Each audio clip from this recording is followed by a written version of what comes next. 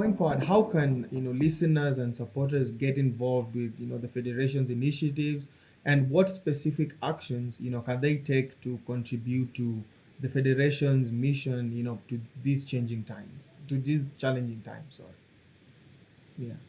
Well, I mean, obviously, feedback. I mean, down there in the comment section and everything like that, if for people are viewing on YouTube or whatnot, Yeah.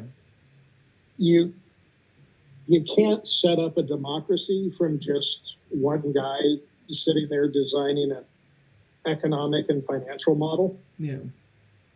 I mean, that's just how the sausage is made from a finance standpoint. That's not what the Federation is really trying to accomplish. It's trying to accomplish a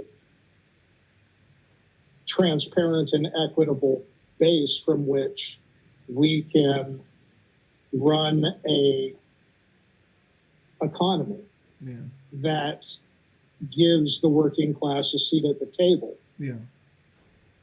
As we're constantly told, you get the best deal you can negotiate. Well, I want the Federation to always be there to try to offer the best deal we can. Yeah. And that lays a ground on the lowest things can go. So there's no longer this race to the bottom in the economy. If I can force that person to work for less, if I can cut these corners and only lose so many lives and make that much more money, and then just have the insurance cover the losses off the lawsuits. I mean, there will always be a certain amount of actuarial stuff, I'm sure, especially in insurance, but it shouldn't be, at least from my view, those shouldn't be profit-based decisions. It shouldn't be, well, we should cut this corner because we can make 2 extra cents per widget. And it only kills 5 people. That is how things are run today. And that's how you always hear the expression, they don't build them like they used to. Yeah.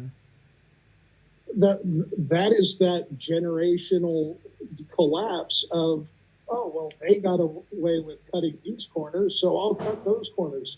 And then eventually people forget what the original system looked like, which is one of the things that, again, you talk about the capitalist system we're in today. For a while, we did have a far more capitalist system in the United States. But they cut a corner in our politics, and they things continued working. In fact, it gave the economy a bit of a sugar high, and then they cut another corner next year, and the next year, and next year, and all of a sudden, you're no longer in anything that even resembles capitalism. It's capitalism in name only, where you have capitalism seeking to overthrow capitalism, of course, seeking to overthrow democracy, when it's not even capitalism. And of course, because we're still stuck in the 20th century, we're still arguing about capitalism versus socialism or communism. And it's like, this is a 100-year-old debate. Communism had its troubles. We're now having our troubles. And the fundamental flaw in both systems was that our politicians, not our working class, decided to use violence rather than equity within the distribution of our economy. It's not a matter of branding, it's a matter of the character of our leaders. And if there's one thing our leaders really like to avoid is accountability.